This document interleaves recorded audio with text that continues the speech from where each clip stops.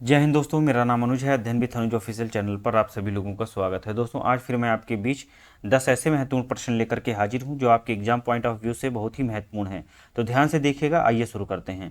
पहला प्रश्न है, मुगल वंश की स्थापना किसने की थी? दोस्तों, मुगल वंश की स्थापना बाबर ने की थी। ऑप्शन आपका ए वाला सही होगा। बाबर और मुगल वंश के बारे में कुछ जानकारियाँ मैं आपको बता दे रहा हूँ जो एग्जाम्स में पूछी जाती हैं। जैसे बाबर ने पानीपत के प्रथम युद्ध 21 अप्रैल 1526, पानीपत का प्रथम युद्ध कब हुआ? 21 अप्रैल 1526 में इब्राहिम लोदी को हराकर मुगल वंश की स्थापना की थी और पद पातशाही की स्थापना की। इसने जो है मुगल वंश की नींव रखी और पद पातशाही की स्थापना की, जिसके तहत शासक को बादशाह कहा जाता था। इनका जन्म 1483 ईस्वी में फरगना में हुआ था। पिता उमर शेख मिर्जा, पिता का नाम उमर शेख मिर्जा था। यह एक छोटे से राज्य फरगना के शासक थे। बाबर फरगना की गद्दी पर 8 जून 1494, ये 1494 होगा दोस्तों, 1494 में फरगना की गद्दी पर बैठता है। बाबर ने 1507 ईस्वी में बादशाह की उपाधि धारण की, जिसे अब तक किसी तैमूर वंश के शासक ने धारण नहीं किया था। ये तैमूर वंश में ही जन्मा था, तो 1507 ईस्वी में इसने बादशाह की उपाधि धारण की थी। बाबर के 4 पुत्र थे, हुमायूं, कामरान, अस्करी और हिंदाल। एग्जाम में हुमायूं के बारे में पूछता है। बाबर का उत्तराधिकारी हुमायूं हुआ था। बाबर ने भारत पर 5 बार आक्रमण किए थे। बाबर का प्रथम आक्रमण 1519 ईस्वी में यूसुफ जाई जाति के विरुद्ध था। प्रथम आक्रमण में इसने बाजौर और भेरा को अपने अधिकार में ले लिया था। बाबर ने पानीपत के प्रथम युद्ध, जैसे कि मैंने आपको बताया था कि 1526 में इसने जो है इब्राहिम लोदी के साथ लड़ा था, तो उसमें इसने तुगलमा युद्ध नीति और तोप खानों का प्रयोग किया था, तोपों का प्रयोग किया था। और इसी की वजह से यह 1526 का जो पानीपत का प्रथम युद्ध हुआ था उसमें विजयी रहा और मुगल वंश की स्थापना की। इस युद्ध में उस्ताद अली और मुस्तफ़ा दो इसके तूपची थे, जिन्होंने निशानेबाजी की थी तोपों से और पानीपत का युद्ध जिताने में अहम भूमिका निभाई थी। तो इसको भी याद रखिएगा कि तुगलमा युद्ध नीति और तोपों का सर्वप्रथम युद्ध में किसने प्रयोग किया था? तो बाबर ने किया था। ये पॉइंट आपके एग्जाम पॉइंट से बहुत ही महत्वपूर्ण है। उसके साथ ही इसके जो तोपची थे वे उस्ताद अली और मुस्तफ़ा थे, इन्हें भी याद रखिएगा।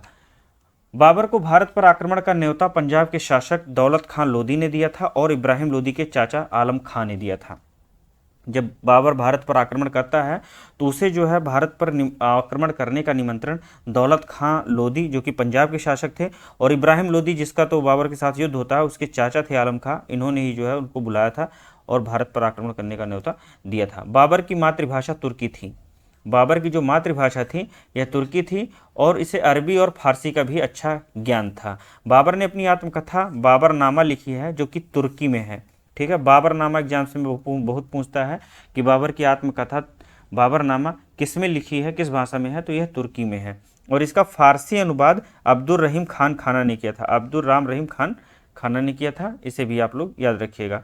बाबर ने मुबैयान पद्य शैली, बाबर को मुबैयान पद्य शैली का जन्मदाता भी कहा जाता है। नेक्स्ट आगे देखते हैं। बाबर प्रसिद्ध नक्शबंदी सूफी ख्वाजा उबैदुल्लाह अहरार का अनुयायी था। यह जो है जो सूफी संत थे ख्वाजा उबैदुल्लाह अहरार, इसका अनुयायी था। बाबर को उसकी उदारता के लिए कलंदर की उपाधि दी गई थी। इसे जो है कलंदर की उपाधि भी दोस्तों दी गई है। तो एग्जाम्स में ये भी कई बार पूछा गया है, इसको भी आप लोग याद रखिएगा। बाबर के द्वारा लड़े गए अन्य युद्ध, बाबर ने जो और युद्ध लड़े हैं उनमें खानवा का युद्ध बहुत प्रसिद्ध है। 17 मार्च 1727 को राणा सांगा के विरुद्ध हुआ था, जिसमें राणा सांगा पराजित हुए थे। और चंदेरी का युद्ध होता है 29 जून 1528 को मेदिनी राय के साथ, जिसमें मेदिनी राय पराजित हुए।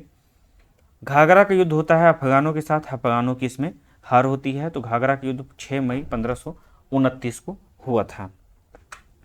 खानवा के युद्ध में बाबर ने राणा सांगा के खिलाफ जिहाद का नारा दिया था। आप लोग इसको भी याद रखिएगा कि खानवा का जब युद्ध हुआ था तो राणा सांगा के साथ, तो इसमें बाबर ने राणा सांगा के खिलाफ जिहाद का नारा दिया और जब युद्ध में विजय प्राप्त हुई, इसको खानवा का युद्ध जीत गया, तो गाजी की उपाधि धारण की थी। गाजी की उपाधि, तो इस तरह से मैंने आपको बताया था कि बादशाह की उपाधि धारण की 1507 में। फिर उसके बाद में जो है कलंदर की उपाधि उसके उदारता के लिए उसे कहा जाने लगा था। और गाजी की उपाधि जब खानवा का युद्ध इसने जीत लिया था तब इसे गाजी की उपाधि इसने धारण की थी। 30 जनवरी 1528 ईस्वी को इसने राणा सांगा को जहर दे करके मार दिया था। 30 जनवरी 1528 को राणा सांगा की मृत्यु हो गई। और 26 दिसंबर 1530 को आगरा में बाबर की मृत्यु हो जाती है लगभग 48 वर्ष की आयु में, 26 दिसंबर 1530 ईस्वी को। और इसी समय जो है हुमायूं उत्तराधिकारी बनता है, गद्दी पर बैठता है। बाबर के शव को पहले आगरा में आराम बाग में दफनाया गया था। इसको बहुत एग्जाम में पूछा गया प्रश्न है। आगरा का बाबर का जो शव है पहले आगरा में दफनाया गया था और उसके बाद उसके शव को उसके द्वारा चुने गए स्थान पर काबुल में दफनाया गया। तो ये पॉइंट भी बहुत ही महत्वपूर्ण है। तो आपको पता लग गया कि बाबर का जो मुगल वंश की स्थापना थी किसने की थी दोस्तों। और ये जो कुछ पॉइंट्स है जो मैंने बताए आपको, ये सारे पॉइंट जो है आपके एग्जाम पॉइंट ऑफ व्यू से बहुत ही महत्वपूर्ण है। इनको आप लोग जो है पॉज करके देख लीजिएगा। आगे आते हैं, दूसरा प्रश्न है वायुमंडल की संरचना में सबसे निचला मंडल क्या कहलाता है। तो जो सबसे निचला मंडल है वायुमंडल में दोस्तों वह है क्षोभ मंडल। ऑप्शन आपका बी वाला सही होगा। वायुमंडल की संरचना के विषय में जो है जान लेते हैं। वायुमंडल की संरचना में जो सबसे निचला मंडल है उसे हम लोग क्षोभ मंडल कहते हैं। क्षोभ मंडल वायुमंडल की सबसे निचली परत होती है और इसकी ऊंचाई लगभग 18 किलोमीटर तक होती है। कहीं कहीं आपको जो है कुछ किताबों में ये 12 किलोमीटर की ऊंचाई तक भी लिखा मिलेगा, तो कंफ्यूज मत होइएगा। सबसे निचली परत जो है अधिकतम 18 किलोमीटर तक होती है और यह क्षोभ मंडल कहलाता है।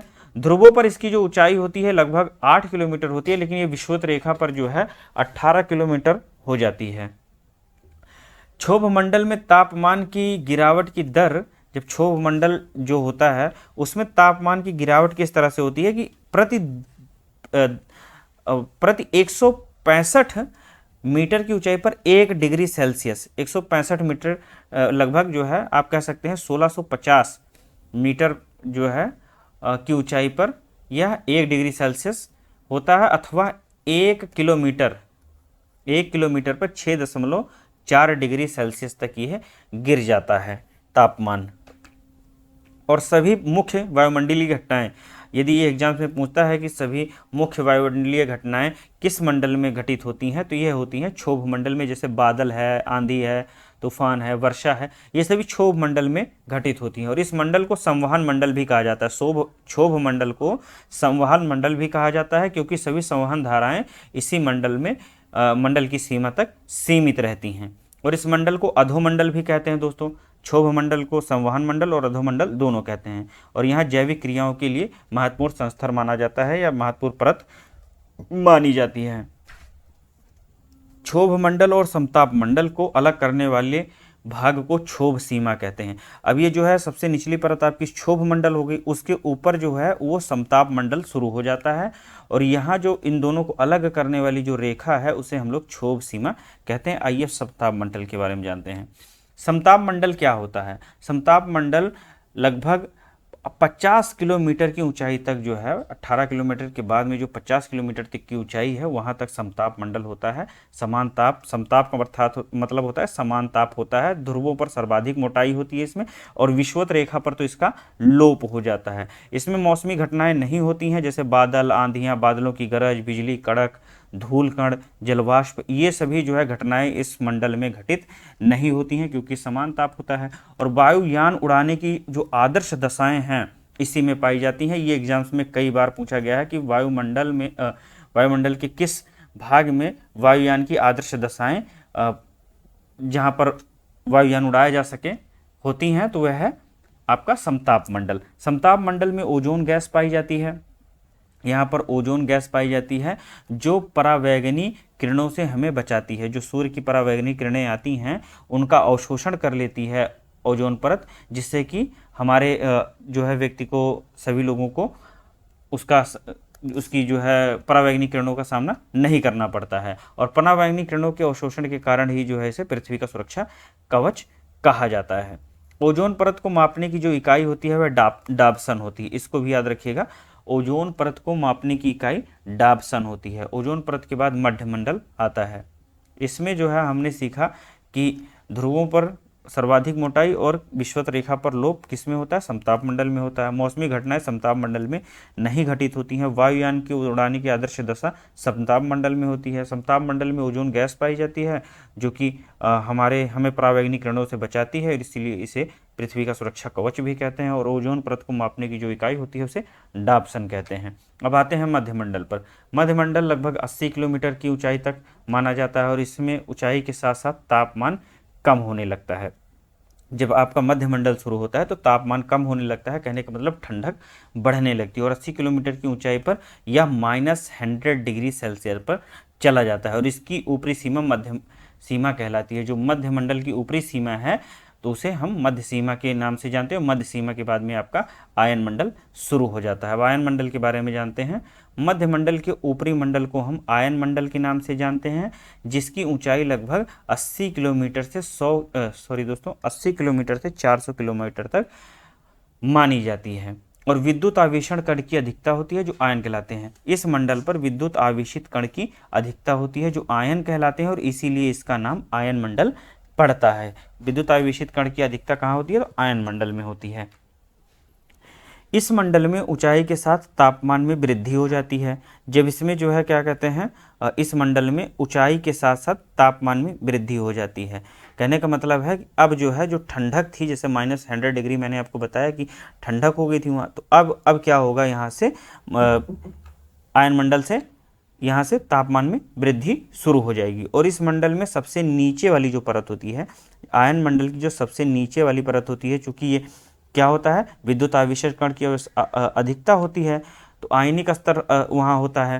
तो इस मंडल में क्या होता है, जो सबसे निचली परत होती है उसको हम डी लेयर कहते हैं। वहाँ पर ये दीर्घ रेडियो तरंगें परावर्तित होती हैं और जो E1, E2, F1, F2 layers हैं, यहाँ से लघु रेडियो तरंगें परावर्तित होकर के पृथ्वी पर आती हैं, जिससे पृथ्वी पर रेडियो, टेलीविज़न, टेलीफोन, रडार आदि की सुविधा प्राप्त होती है। और जो संचार उपग्रह है वह इसी मंडल में स्थित होते हैं। जो सैटेलाइट्स वगैरह हैं वह इसी मंडल में स्थित होती हैं।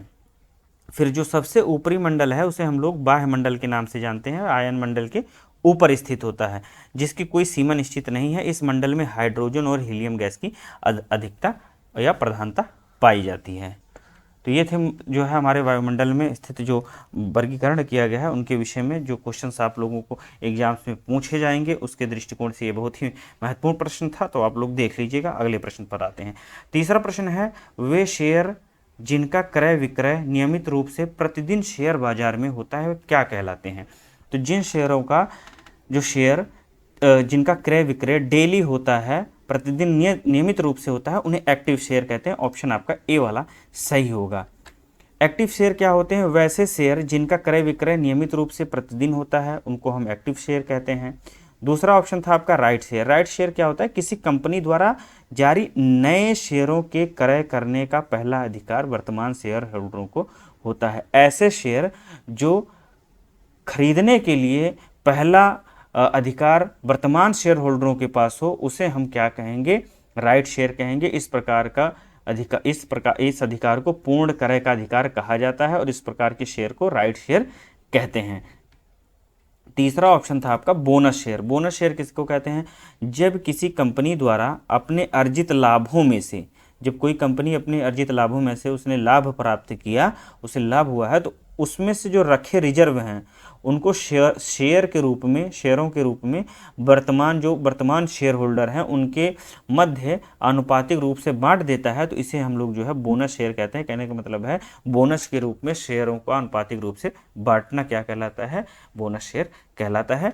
कॉन्ट्रेरियन शेयर क्या होता है? तो इस श्रेणी में उन शेयरों को सम्मिलित किया जाता है जो बाजार के रुख से अलग दिशा चलते हैं। मतलब जो तत्कालीन होती है, जो प्रेजेंट शेयर की दशा होती है उससे अलग चलते हैं। जैसे बाजार में शेयरों का भाव अगर बढ़ रहा है तो वह भाव कम हो जाएंगे, शेयरों के भाव कम हो जाएंगे। जो कंट्रेरियन शेयर है, मान लीजिए बाजार में शेयरों के भाव में वृद्धि हो रही है तो कंट्रेरियन शेयर के भाव गिर जाएंगे, और यदि बाजार का रुख है गिरावट का तो ये शेयर जो है शेयर बढ़ने लगेंगे। तो इस तरह के शेयर्स क्या कहलाते हैं? कंट्रेरियन शेयर कहलाते हैं। तो ये थे चारों शेयर के बारे में मैंने जानकारी दी आपको, एक्टिव शेयर और राइट्स शेयर, बोनस शेयर या कॉन्ट्रेरियन शेयर। चौथा प्रश्न है, निम्नलिखित में से कौन सा अनुच्छेद राज्य के संबंध में यह प्रावधान करता है कि वह लोक कल्याण की अभिवृद्धि के लिए सामाजिक व्यवस्था बनाएगा जिससे नागरिकों को सामाजिक, आर्थिक और राजनीतिक न्याय मिल सके। तो दोस्तों ऑप्शन इसमें ए वाला सही होगा। अनुच्छेद 38 में यह प्रावधान किया गया है कि राज्य व्यक्तियों के लिए एक लोक कल्याण की अभिवृद्धि के लिए सामाजिक व्यवस्था बनाएगा जिससे नागरिकों को सामाजिक, आर्थिक और राजनीतिक न्याय मिल सके। इस प्रश्न के संबंध में जो मैंने जानकारियां ऐड की हैं उसको हम देख लेते हैं। तो भारतीय संविधान में 22 भाग हैं। आप लोग जानते हैं कि भारतीय संविधान में 22 भाग हैं। जो भाग 1 है वह कहता है संघ और उसका राज्य क्षेत्र के विषय में प्रावधान किया गया अनुच्छेद 1 से 4 तक। जो आपका भाग 2 है उसमें नागरिकता है, अनुच्छेद 5 से 11। भाग 3 में मौलिक अधिकारों का वर्णन किया गया है, अनुच्छेद 12 से 35 तक। भाग 4 में नीति निदेशक तत्व हैं, अनुच्छेद 36 से 51। तो प्रश्न जो है वह नीति निदेशक तत्व के अंतर्गत आता है। भाग 4 का जो का है उसमें मौलिक कर्तव्यों का वर्णन है, अनुच्छेद 51 के का में। अब हम देख लेते हैं भाग 4 के विषय में वर्णित जो तत्व हैं उनके बारे में। अनुच्छेद 38, जैसा कि मैंने बताया कि प्रश्न जो बना हुआ है उसमें क्या कहा गया है कि राज्य लोक कल्याण की अभिवृद्धि के लिए सामाजिक व्यवस्था बनाएगा जिससे नागरिकों को सामाजिक, आर्थिक और राजनीतिक न्याय मिलेगा। ये तो अनुच्छेद 38 कहता है। अगला ऑप्शन था आपका 39। तो अनुच्छेद 39 के काम में है समान न्याय निःशुल्क। समान न्याय के बारे में बात करता है जिसमें निःशुल्क विधिक सहायता, समान कार्य का समान वेतन का प्रावधान।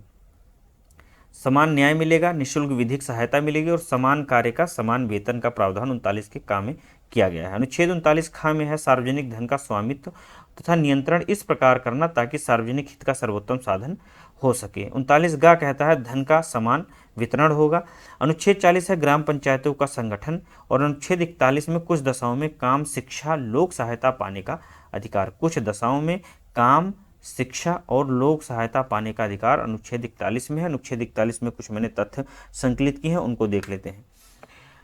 15 अगस्त 1995 से प्रभाव में आया राष्ट्रीय सामाजिक कार्यक्रम भारतीय संविधान के अनुच्छेद 41 के प्रावधानों की पूर्ति करता है। जो 1995 में राष्ट्रीय सामाजिक कार्यक्रम लागू किया गया उसमें अनुच्छेद 41 के कुछ तथ्य संकलित किए गए हैं, कुछ पॉइंट्स हैं, उनको हम देख लेते हैं जिनका उद्देश्य गरीबों को सामाजिक सहायता प्राप्त कराना है। वर्तमान में 5 योजनाएं इसके तहत चलती हैं अनुच्छेद 41 के तहत, जिनमें है आपका इंदिरा गांधी राष्ट्रीय वृद्धा पेंशन योजना, दूसरी है इंदिरा गांधी राष्ट्रीय विधवा पेंशन योजना, तीसरी है इंदिरा गांधी राष्ट्रीय विकलांगता पेंशन योजना और चौथी राष्ट्रीय पारिवारिक लाभ योजना, जबकि 5वीं है अन्नपूर्णा योजना। तो ये कुछ पॉइंट्स थे इस प्रश्न से रिलेटेड, ये आपके एग्जाम के लिए बहुत ही महत्वपूर्ण है, आप लोग देख लीजिएगा।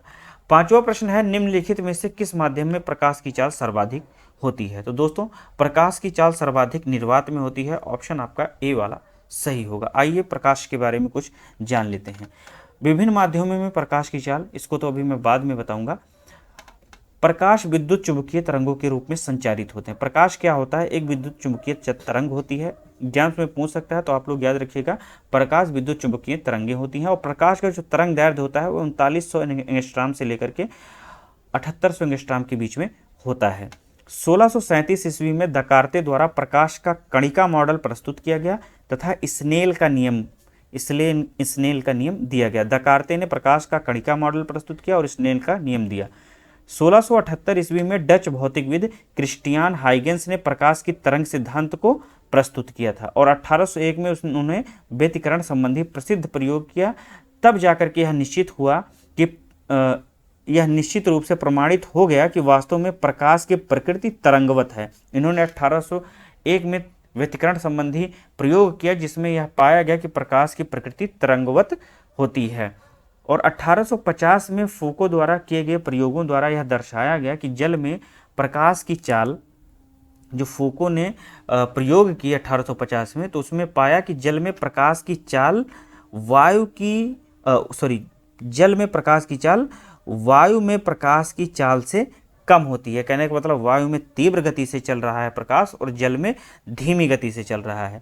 इस प्रकार तरंग मॉडल की प्रगुप्त या प्रेडिक्शन ऑफ वेव मॉडल की पुष्टि हो गई थी। आगे पढ़ते हैं कि प्रकाश तरंगें निर्वात में कैसे संचरित हो सकती हैं, इसकी व्याख्या जेम्स क्लार्क मैक्सवेल, जो कि स्कॉटलैंड के वैज्ञानिक थे, द्वारा प्रकाश संबंधी प्रसिद्ध वैद्युत चुंबकीय सिद्धांत के प्रस्तुत करने से हो गई। प्रकाश तरंगें निर्वात में कैसे संचरित होती हैं, इसको किसने बताया? जेम्स क्लार्क मैक्सवेल ने बताया। जो उन्होंने सिद्धांत दिया था उसे हम वैद्युत चुंबकीय सिद्धांत कहते हैं। वैद्युत चुंबकीय सिद्धांत से ही प्रकाश तरंगें निर्वात में संचरण करने का जो है पता लगता है। प्रकाश का विद्युत चुंबकीय तरंग सिद्धांत के केवल कुछ गुणों की ही व्याख्या करता है। जो वैद्युत चुंबकीय सिद्धांत है यह प्रकाश के कुछ गुणों की व्याख्या करता है। जैसे क्या क्या? तो इसमें है आपका प्रकाश का परावर्तन, प्रकाश का अपवर्तन, प्रकाश का सीधी रेखा में गमन और प्रकाश का विवर्तन, प्रकाश का व्यतिकरण और प्रकाश का ध्रुवण। ये सभी क्या करते, ये वैद्युत चुंबकीय सिद्धांत इन्हीं गुणों को की व्याख्या करता है। प्रकाश विद्युत चुंबकीय तरंग अनुप्रस्थ होती है। विद्युत चुंबकीय तरंगें जो होती हैं वे अनुप्रस्थ होती हैं। इनमें भी प्रकाश विद्युत चुंबकीय तरंग है तो ये भी जो है अनुप्रस्थ होगी। यह किससे सिद्ध होता है? तो ये ध्रुवण द्वारा सिद्ध होता है। प्रकाश के कुछ गुण ऐसे हैं जिनकी व्याख्या तरंग सिद्धांत नहीं करता है। जो वैद्युत चुंबकीय तरंग सिद्धांत दिया गया है उससे प्रकाश के कुछ गुणों की व्याख्या नहीं होती है। उनमें से आपका प्रकाश विद्युत प्रभाव है और कॉम्पटन सिद्धांत है। इनकी व्याख्या इस सिद्धांत से नहीं होती है। प्रकाश विद्युत प्रभाव और कॉम्पटन सिद्धांत की व्याख्या किसके द्वारा होती है? तो यह आइंस्टीन द्वारा प्रतिपादित फोटोन सिद्धांत से होती है। प्रकाश विद्युत प्रभाव और कॉम्पटन सिद्धांत की व्याख्या किसके द्वारा होती है? तो आइंस्टीन द्वारा प्रतिपादित फोटोन सिद्धांत द्वारा होती है। वास्तव में दोनों प्रभाव प्रकाश की कण प्रकृति को प्रकट करते हैं।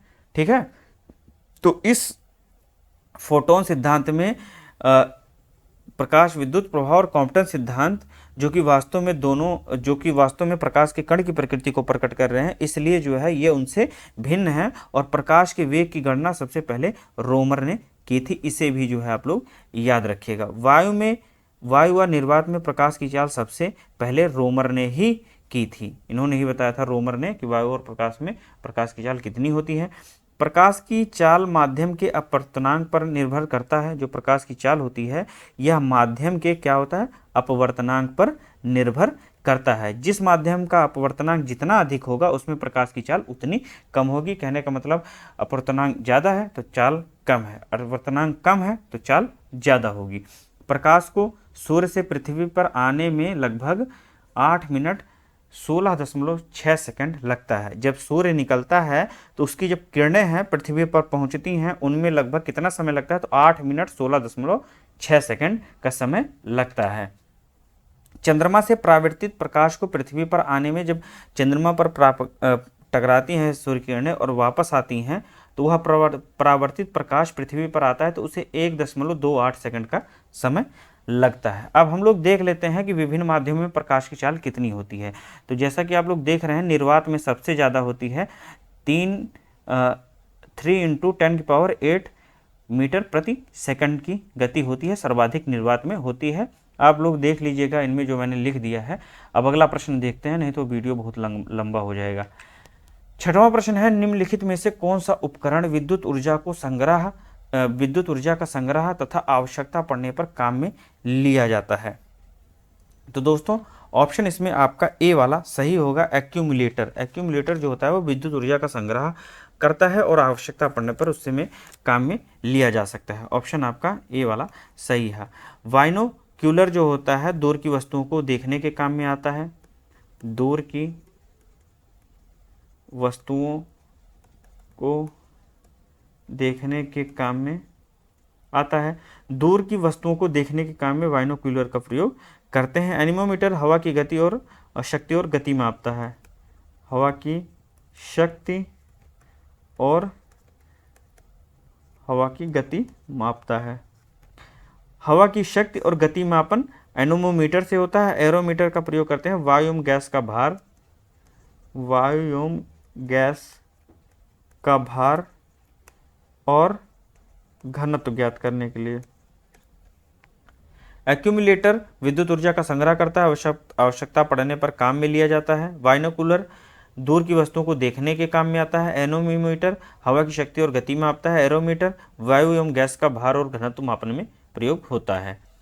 पृथ्वी के भूपटल पर पाया जाने वाला सर्वाधिक मात्रा में तत्व कौन सा है? तो पृथ्वी के भूपटल पर सर्वाधिक मात्रा में पाया जाने वाला तत्व ऑक्सीजन होता है। इसकी मात्रा 46.60% होती है। दूसरा है सिलिकॉन जो 27.72% होता है, और एल्युमिनियम होता है 8.13%, और जो हमारा लोहा होता है वो 5% तक पाया जाता है। तो ऑप्शन आपका ए वाला सही होगा। इसको मैंने लिख दिया है, तो आप लोग इसको जो है आप लोग याद कर लीजिएगा। सर्वाधिक मात्रा में ऑक्सीजन, फिर silicon, aluminium, iron, calcium, sodium, potassium, magnesium, titanium और उसके बाद हाइड्रोजन। नेक्स्ट क्वेश्चन पर आते हैं। मानव शरीर में सर्वाधिक मात्रा में पाया जाने वाला तत्व कौन सा है? दोस्तों मानव शरीर में सर्वाधिक मात्रा में पाया जाने वाला तत्व आपका ऑक्सीजन है। ये लगभग 65% की मात्रा में शरीर में पाया जाता है। कार्बन आपका 18% तक पाया जाता है। हाइड्रोजन 10% पाया जाता है, सॉरी दोस्तों 10% पाया जाता है, और नाइट्रोजन आपका 3% तक पाया जाता है। इसके बारे में भी मैंने जानकारी दे दी है, इसको भी आप लोग देख लीजिएगा। Oxygen 65%, carbon 18%, hydrogen 10%, nitrogen 3%, calcium 2%, phosphorus 1%, फिर पोटेशियम 0.35% है। ऐसे ही सारे जितने शरीर में पाए जाने वाले पोषक तत्व हैं उनको मैंने समझा दिया है। आप लोग देख लीजिए, आपके लिए महत्वपूर्ण 10 तक है, क्योंकि कभी कभी एग्जाम्स में दे देगा कि शरीर में पाए जाने वाला सर्वाधिक मात्रा में तत्व कौन सा है। उसमें आपको दे दिया कैल्शियम, फास्फोरस, पोटेशियम और सल्फर, इन चारों को दे देगा। तो उसमें जो है आपका कैल्शियम वाला ऑप्शन सही होगा, क्योंकि उसमें ये चारों नहीं दिए होंगे, इसलिए इसको भी याद करना आपके लिए बहुत ही महत्वपूर्ण है। नेक्स्ट क्वेश्चन पर आते हैं। निम्नलिखित में से कौन सा एक आरएनए के संबंध में सही है? आरएनए में डीऑक्सीराइबोस शर्करा होती है, ये गलत है, क्योंकि यह जो है डीएनए में होती है। आरएनए में जो है राइबोज शर्करा ही पाई जाती है। इसमें बेस थाइमिन, एडेनिन, ग्वानिन और साइटोसिन होते हैं, ये भी गलत है, क्योंकि आरएनए में जो बेस होता है वो थाइमिन की जगह यूरेसिन होता है, और ये जो है डीएनए में मौजूद होते हैं सभी।